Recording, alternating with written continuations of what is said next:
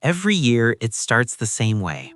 You step into your garden on a warm morning, coffee in hand, feeling proud of the work you've put in, until you really look closely. Tomato leaves look shredded, aphids are marching up your pepper plants like they own the place, and the squash you raised from seed has been damaged overnight. If you've gardened for any length of time, you know this feeling. You grab a spray, treat everything, and hope it works. Sometimes it does, for a week or two. Then the pests are back, stronger than before. Season after season, it feels like you're fighting the same battle with the same tools and somehow still losing ground. That frustration is what pushed me to start questioning whether the problem was really the bugs or the way we've been taught to deal with them. Welcome to Green Answers, where we focus on practical, natural ways to grow healthier plants without relying on constant spraying or expensive products. A few years ago, I visited traditional gardens that looked almost untouched by pests, lush, productive, and calm in a way most backyard gardens aren't. What shocked me was that there were no chemical pesticides involved at all. Instead of reacting to problems after they appeared, these gardens were designed so most pest issues never became serious in the first place. That single shift in thinking changed everything about how I garden. In this video, I'm going to walk you through that exact approach, step by step, and show you how you can use it in your own backyard, no matter how big or small your garden is. And make sure you stick around until the end, because I'll share one incredibly simple trick for protecting young seedlings that saved almost every transplant I used to lose each spring. Step 1. Build the soil first, the foundation most gardeners ignore. Most gardeners think pest problems start when they see holes in leaves. In reality, pest problems usually start much earlier, in the soil. Weak soil grows weak plants, and weak plants are easy targets. This is where many of us, including myself for years, unknowingly set ourselves up for failure. We focus on sprays, powders, and treatments, while the real issue is happening underground. Healthy soil is alive. It's full of beneficial microbes, fungi, and organic matter that work together to feed plants slowly and steadily. When plants grow in this kind of soil, they develop thicker cell walls and natural defense compounds that make them less appealing to insects. Bugs are opportunists. They go after stressed plants first. Strong plants can tolerate some feeding without collapsing. The practical solution is simple but powerful. Every year, before planting season, spread about 2 to 3 inches of well-aged compost across your garden beds. Work it gently into the top 4 to 6 inches of soil. You don't need fancy amendments. Homemade compost is great. Store-bought compost works too. If you have access to compost that includes aged manure, that's even better, but it's not required. Consistency matters more than perfection. This isn't a one-time fix. Soil improves slowly. After 2 or 3 seasons of adding compost yearly, you'll notice your plants growing thicker stems, deeper green leaves, and bouncing back faster after minor pest damage. You won't eliminate pests entirely, nature doesn't work that way, but you'll stop losing plants. When you fix the soil first, everything else becomes easier. Pest control stops being a constant emergency and starts becoming part of a stable system. Step 2. Stop planting crops alone. Break the pest buffet. Neat, straight rows of the same plant look great, but they create a serious problem. To insects, a long row of one crop is like a flashing sign that says unlimited food right here. Pests don't wander randomly. They locate plants using scent and visual cues. When you give them a large, uninterrupted target, you make their job easy. Instead of separating crops, mix them intentionally. This is called companion planting, but the real benefit isn't superstition, it's biology. Strong-smelling herbs and flowers interfere with the chemical signals pests use to locate their favorite plants. This creates confusion and slows infestations before they get out of control. For example, planting basil near tomatoes helps reduce aphids and whiteflies. Dill and cilantro mixed among cabbage family crops disrupt moths that lay caterpillar eggs. French marigolds around bed edges help reduce certain soil pests and discourage insects above ground. The goal isn't to repel everything completely. The goal is to make your garden harder to read. You don't need complicated layouts. A simple rule works well. Never let one crop stand alone. For every few vegetable plants, add an herb or flower nearby. Even small gardens benefit from this approach. Containers, raised beds, and backyard plots all work. This mixed planting also improves pollination and overall garden health. It attracts helpful insects while discouraging problem ones.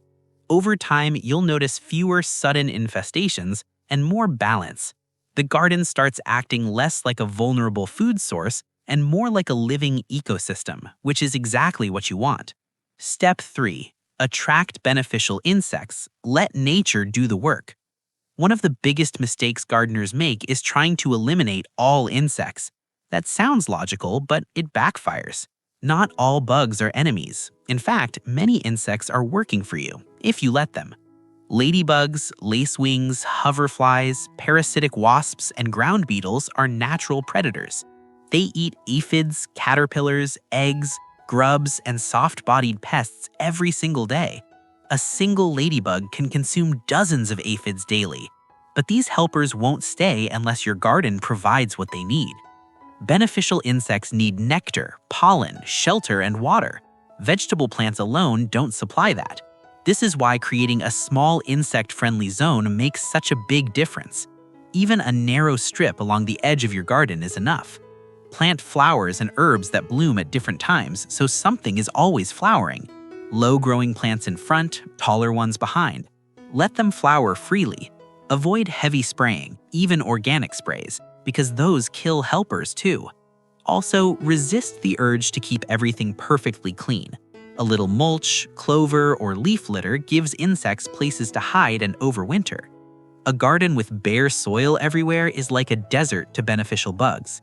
When you support predators, pest populations stay small and manageable. You stop reacting and start preventing.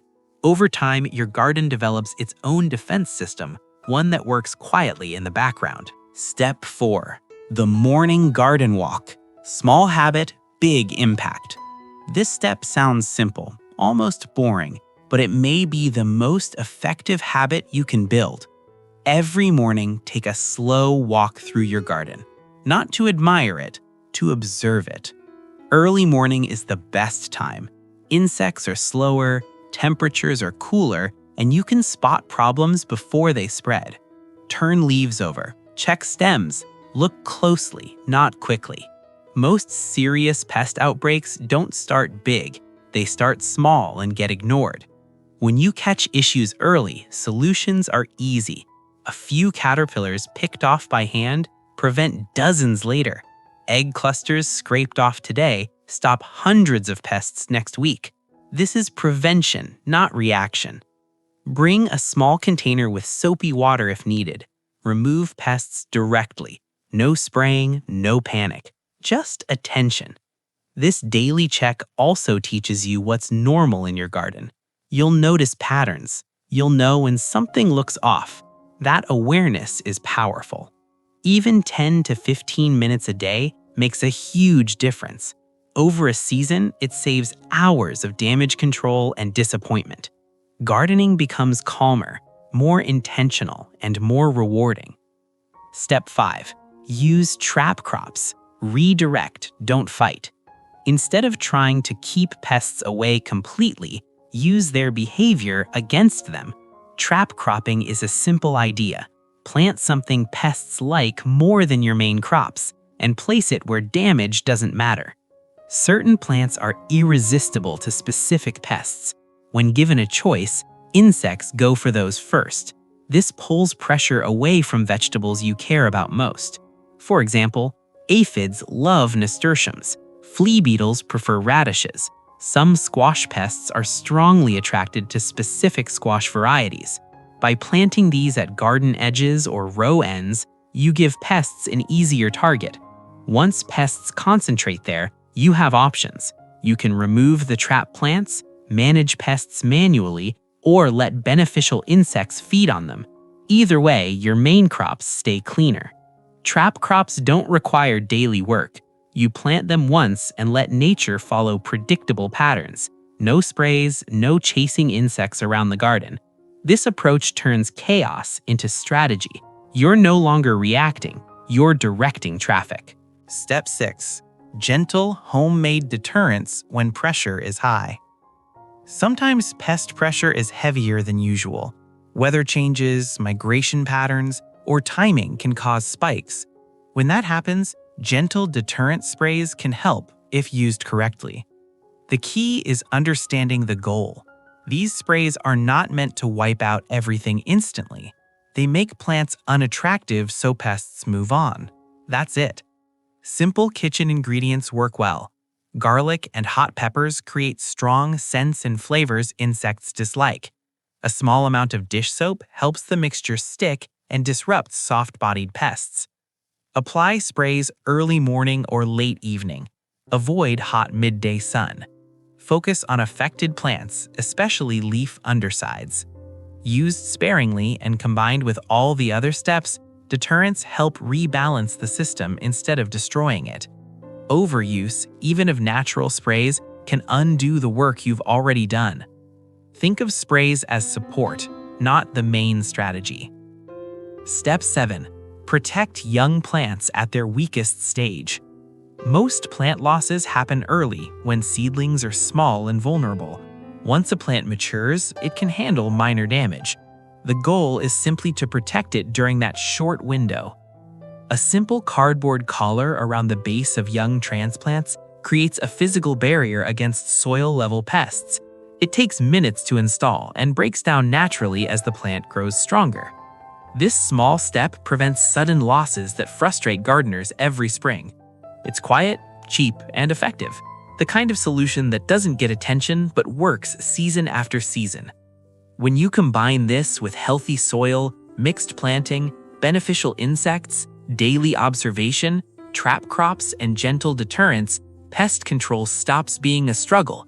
It becomes a system. Key takeaways. Strong gardens start in the soil.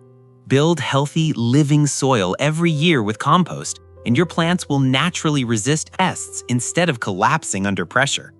Weak soil creates weak plants, and weak plants invite problems. Never plant crops alone. Mixing vegetables with herbs and flowers breaks pest patterns, confuses insects, and prevents your garden from becoming an easy buffet. Not all bugs are bad. Beneficial insects are your unpaid workforce. When you provide flowers, shelter, and a little messiness, they control pests far better than sprays ever could. Daily observation beats emergency spraying. A short morning walk lets you catch problems early when they're small and easy to manage. Prevention always costs less than reaction. Redirect pests instead of fighting them. Trap crops pull insects away from the plants you care about most, turning pest behavior into an advantage instead of a threat. Use sprays as support, not a solution. Gentle, homemade deterrents help during heavy pressure, but they work best as part of a system, not as a quick fix. Protect plants when they're young. Simple barriers during the seedling stage prevent most early losses and give plants the time they need to grow strong. You don't win the pest battle by spraying harder. You win it by building a garden that works with nature instead of against it. When the system is right, pests stop being a constant problem, and gardening becomes enjoyable again. At the end of the day, healthy gardens aren't built by fighting nature harder. They're built by understanding it better. When you focus on strong soil, smart planting, beneficial insects, and simple daily habits, pest problems stop feeling overwhelming. They become manageable, predictable, and often preventable. This approach doesn't promise a perfect bug-free garden, because that doesn't exist. What it gives you instead is balance. Plants that can handle a few nibbles, insects that keep each other in check, and a garden that works with you instead of against you. If even one of these ideas changed how you think about pest control, I'd love to hear about it. Drop a comment and tell me what you're planning to try this season, or what's worked for you in the past. Your experience helps other growers too. And if you want more practical, no-nonsense gardening advice like this, make sure to subscribe to Green Answers. New videos are coming that break down natural growing systems in a clear, easy-to-follow way. Thanks for spending your time here today. Take care of your soil, stay curious in your garden, and I'll see you in the next video. Herb.